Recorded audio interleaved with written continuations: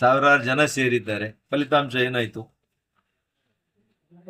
ತಾಲೂಕ್ ಪಂಚಾಯತ್ ಜಿಲ್ಲಾ ಪಂಚಾಯತಿ ಚುನಾವಣೆಗೆ ಮತ್ತೆ ಮುಂದೂಡ್ತಾನೆ. ನಾನು ಯಾವಾಗಲೂ ಅದನ್ನೇ ಹೇಳಿದ್ದೀನಿ. ಉಪಚುನಾವಣೆಗಳು ಗೆಲ್ಲೋದಕ್ಕೂ ಸಾಮಾನ್ಯ ಚುನಾವಣೆಗಳು ಗೆಲ್ಲೋದಕ್ಕೂ ಬಹಳ ವ್ಯತ್ಯಾಸ ಇದೆ. ಲೋಕಸಭೆಯಲ್ಲಿ ಯಾಕೆ ಸೋತರು ಕಾಂಗ್ರೆಸ್? 3 ಉಪಚುನಾವಣೆ ಗೆದ್ದಿದ್ದಾರೆ. ಯಾವ ರೀತಿ ಗೆದ್ದಿದ್ದಾರೆ ನಾನೇನು ವಿಶ್ಲೇಷಣೆ ಮಾಡಕ್ ಹೋಗಲ್ಲ. ನಾವು 14 ಸೀಟ್ ಗೆದ್ದಿದ್ವಿ ಹಿಂದೆ ಬೈ ಎಲೆಕ್ಷನ್ ಅಲ್ಲಿ. ಬೈ ಎಲೆಕ್ಷನ್ ರಿಸಲ್ಟ್ ನ ಬಹಳ ಅದಕ್ಕೆ ವಿಶ್ಲೇಷಣೆ ಮಾಡೋದು, ಅದರಿಂದಾನೇ ಸರ್ಕಾರದಿಂದಾನೇ ಗೆದ್ದಿದೆ, ಸರ್ಕಾರದ ಒಳ್ಳೆ ಯೋಜನೆಗಳಿಂದ ಗೆದ್ದಿದೆ ಅಂತ ಹೇಳುವಂಥದ್ದು ಅರ್ಥೈಸೋದು ಸರಿಯಲ್ಲ.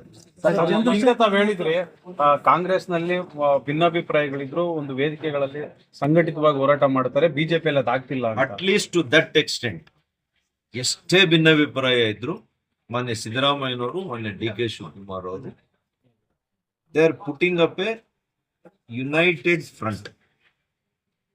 ಒಂದು ಒಗ್ಗಟ್ಟಿನ ರಾಜಕೀಯದ ಒಂದು ಸಂದೇಶವನ್ನ ಈ ರಾಜ್ಯದಲ್ಲಿ ಅವರು ಯಶಸ್ವಿಯಾಗಿ ನಡೆಸ್ಕೊಟ್ಟಿದ್ದಾರೆ. ಅದರಲ್ಲಿ 2 ಮಾತಿಲ್ಲ. ಅದೇ ಕಾರಣದಿಂದಾನೇ ಅವ್ರು 23ರಲ್ಲಿ ಇಷ್ಟು ದೊಡ್ಡ ಒಂದು ಸಂಖ್ಯೆಯಲ್ಲಿ, ಅದು ಒಂದು ಕಾರಣ. ಅದರಿಂದಾನೇ ಅಂತ ಹೇಳಕ್ ಹೋಗಲ್ಲ, ಅದು ಒಂದು ಕಾರಣ. ಬಿಜೆಪಿ ಅವರು ಯಾವ ರೀತಿ ನಾವು ಅದಕ್ಕಿಂತ ಡಬಲ್ ಒಗ್ಗಟ್ಟಾಗಬೇಕಾಗಿತ್ತು. ದುರದೃಷ್ಟ ಏನಾಗಿದೆಯೋ ಏನೋ ಗೊತ್ತಿಲ್ಲ. ಉನ್ನತ ಮಟ್ಟದ ನಾಯಕರುಗಳು ಇದನ್ನೆಲ್ಲ ಕೂಡ ಗಮನಿಸ್ತಾ ಇದ್ದಾರೆ ಅಂತ ನಾನು ತಿಳ್ಕೊಂಡಿದ್ದೀನಿ. ಸಮಯಕ್ಕೆ ಸರಿಯಾಗಿ ಆದಷ್ಟು ಬೇಗ ಇದನ್ನೆಲ್ಲ ಕೂಡ ಸರಿ ಮಾಡಿ, ಯಾಕೆಂದ್ರೆ ರಾಜ್ಯದ ಜನರು ಬಯಸ್ತಾ ಇದ್ದಾರೆ ಇಂಥ ಕೆಟ್ಟ ಸರ್ಕಾರ ಬೇಗ ಹೋಗ್ಬೇಕು ಅಂತ. ಇಂಥ ಒಂದು ಒಳ್ಳೆಯ ಸನ್ನಿವೇಶದಲ್ಲಿ, ಒಳ್ಳೆಯ ಸಮಯದಲ್ಲಿ ಪ್ರತಿಪಕ್ಷವಾಗಿ ನಾವು ಮತ್ತಷ್ಟು ಒಗ್ಗಟ್ಟಿನಿಂದ ನಮ್ಮ ಕಾರ್ಯವೈಖರಿಯನ್ನು ನಾವು ಮುಂದುವರಿಸಿದರೆ 100% ನಮ್ಮ ರಾಜ್ಯದ ಜನ ಮತ್ತೆ ಬಿಜೆಪಿ JDS ನ ಮೈತ್ರಿಕೂಟಕ್ಕೆ ಬೆಂಬಲವನ್ನು ವ್ಯಕ್ತಪಡಿಸಿದ್ದಾರೆ. It's not Karnataka alone. ಇವತ್ತು RBI ಒಂದು ರೆಗ್ಯುಲೇಷನ್ಸ್ ಇದೆ, ಯಾಕೆ ಅದು ಕಡಿಮೆ ಆಗ್ಲಿಕ್ಕೆ ಅನ್ನೋದು ಕೂಡ ಅವ್ರಿಗೆ ಎಕ್ಸ್ಪ್ಲೈನ್ ಮಾಡಿದ್ದಾರೆ.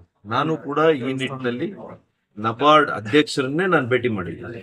ಸುಮಾರು 1 ಗಂಟೆಗೂ ಹೆಚ್ಚಿನ ಕಾಲ ಸ್ತ್ರೀ ಶಕ್ತಿ ಸಂಘಗಳಿಗೆ ಹೇಗೆ ಹೆಚ್ಚಿನ ಸಾಲಗಳನ್ನ ಮಂಜೂರಾತಿ ಮಾಡಿಸ್ಬೋದು, ನಮ್ಮ ಚಿಕ್ಕಬಳ್ಳಾಪುರ ಜಿಲ್ಲೆಗೆ ಒಂದು DCC ಬ್ಯಾಂಕ್ ಅನ್ನ ವಿಶೇಷವಾಗಿ ಯಾವ ರೀತಿ ಕಲ್ಪಿಸಬೇಕು, ಮತ್ತು ಸಹಕಾರ ಕ್ಷೇತ್ರಕ್ಕೆ ಅತಿ ಹೆಚ್ಚಿನ ಸಾಲವನ್ನ ಮಂಜೂರಾತಿ ಹೇಗೆ ಮಾಡಿಸ್ಬೇಕು, ರೈತರಿಗೆ ಯಾಕೆಂದ್ರೆ ಕಡಿಮೆ ಬಡ್ಡಿ ದರದಲ್ಲಿ ಸಿಗ್ತದೆ.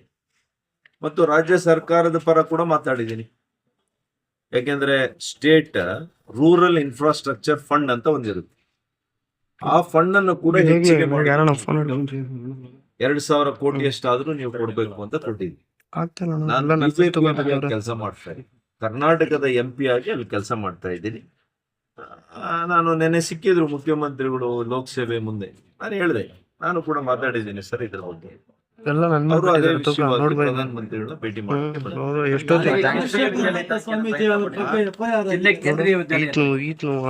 ತರಬೇಕು.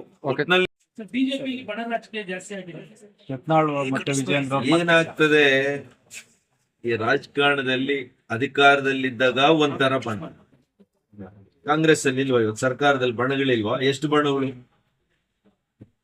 ಒಂದು ಕ್ರಿಕೆಟ್ ಟೀಮೇ ಮಾಡ್ಬೋದು ಚೀಫ್ ಮಿನಿಸ್ಟರ್ ಲೆಕ್ಕ. 1 2 3 4. ಮೊನ್ನೆ ನಮ್ಮ KH ಮುನಿಯಪ್ಪ ಅವರು, ನಮ್ಮ ಹಿಂದೆ ಲೀಡರ್ ಆಗಿದ್ದಂಥವ್ರು, ನಮ್ಮ ನಾಯಕರು, ಅವರು ಕೇಳಿದ್ದಾರೆ ತಪ್ಪೇನಿದೆ, I am the senior most ಇದ್ದೇನೆ, ನಾನು ಯಾಕ್ರಿ ಆಗ್ಬಾರ್ದು ಚೀಫ್ ಮಿನಿಸ್ಟರ್ ಅಂತ ಹೇಳಿ. ಲೇಬಲ್ ಆಸ್ KH ಮುನಿಯಪ್ಪ ಅವ್ರದ್ದು ಒಂದು ಗುಂಪಾಗಿದೆ ಅಂತ ಹೇಳಕ್ ಆಗುತ್ತಾ? ರಾಜೀನಾಮೆ ಕೊಡಬೇಕು ಅಂತ ಅವರು ಒತ್ತಾಯ ಮಾಡ್ತಾರೆ. ವೈಯಕ್ತಿಕ ಅಭಿಪ್ರಾಯಗಳು ನಂದು ಒಂದಿರುತ್ತೆ, ಆದ್ರೆ ನಾನು ಎಲ್ಲಾರ್ಗು ನಮ್ಮ ಪಕ್ಷದವ್ರಿಗೆ ನಾನು ಇಷ್ಟೇ ವಿನಂತಿ ಮಾಡ್ತೇನೆ, ಎಲ್ರದ್ದು ನಮ್ಮ ಲೆಕ್ಕಾಚಾರಗಳು ಇರುತ್ತೆ. ರಾಜಕಾರಣ ಅಂದ್ರೆ ಲೆಕ್ಕಾಚಾರನೂ ಇರುತ್ತೆ, ನಮ್ಮ ಅಭಿಪ್ರಾಯಗಳು ಇದೆ. ಆದ್ರೆ ಇದನ್ನ ಎಲ್ಲಿ ಯಾವ ವೇದಿಕೆಯಲ್ಲಿ ನಾವು ವ್ಯಕ್ತಪಡಿಸ್ಬೇಕು?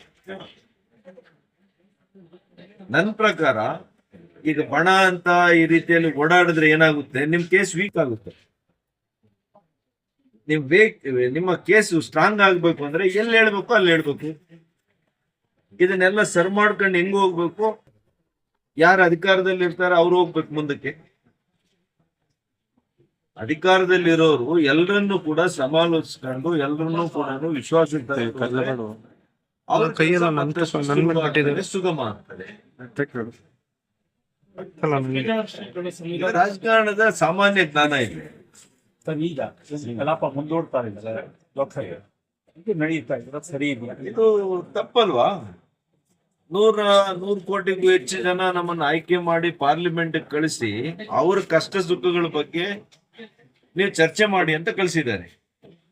ನೀವು ಒಬ್ಬ ವ್ಯಕ್ತಿಯ ಒಂದು ಇದನ್ನ ಇಟ್ಕೊಂಡು ಒಂದು ಯಾವ್ದೋ ಖಾಸಗಿ ಕಂಪನಿಗೋಸ್ಕರ 4 ದಿವಸಗಳು ಇಡೀ ಇವತ್ತು ಲೋಕಸಭೆ ರಾಜ್ಯಸಭೆ ಎರಡೂ ಇವತ್ತು ಇದನ್ನ ಬಲಿ ಕೊಟ್ಟಿದ್ದೀರಲ್ಲ 4 ದಿವಸದ ಸದನ. ಇದು ನೀವು ಬಲಿ ಕೊಟ್ಟಿರೋದು ದೇಶದ ಜನರಿಗೆ ಅನ್ಯಾಯ. ಅಮೆರಿಕಾದಲ್ಲಿ ಕೇಸ್ ಆಗುತ್ತೆ, ಅಮೆರಿಕಾದಲ್ಲಿ ಕೇಸ್ ಆದ್ರೆ ಅವ್ರು ತಪ್ಪಿತಸ್ಥರಾದ್ರೆ ಅವ್ರಿಗೆ ಶಿಕ್ಷೆ ಕೊಡ್ತಾರೆ ಅವರು. ಅದಕ್ಕೆ ಹೌ ಇಸ್ ಗವರ್ಮೆಂಟ್ ರೆಸ್ಪಾನ್ಸಿಬಲ್? ಚರ್ಚೆ ಮಾಡಿ, ನೀವು ಏನ್ ಚರ್ಚೆ ಮಾಡ್ಬೇಕು ಚರ್ಚೆ ಮಾಡಿ. ಚರ್ಚೆ ಮಾಡಿದಿರ ಬಹಿಷ್ಕಾರ ಮಾಡೋದು ನಿಮ್ಮ ಒಂದು ಜವಾಬ್ದಾರಿ ತನಿಖೆಯಿಂದ ಇವತ್ತು ನುಣಿಸ್ಕೊಂಡಂಗೆ, ಓಡೋದಂಗೆ, ಜವಾಬ್ದಾರಿನ ನಿರ್ವಹಿಸದೆ ಓಡೋಗ್ತಾ ಇದ್ರಿ ಜವಾಬ್ದಾರಿಯಿಂದ. ಸರ್, ಹಾಸನದಲ್ಲಿ ಕಾಂಗ್ರೆಸ್ ಸಮಾವೇಶ ಮಾಡಕ್ ಹೊರಡ್ತಾ ಇದೆ.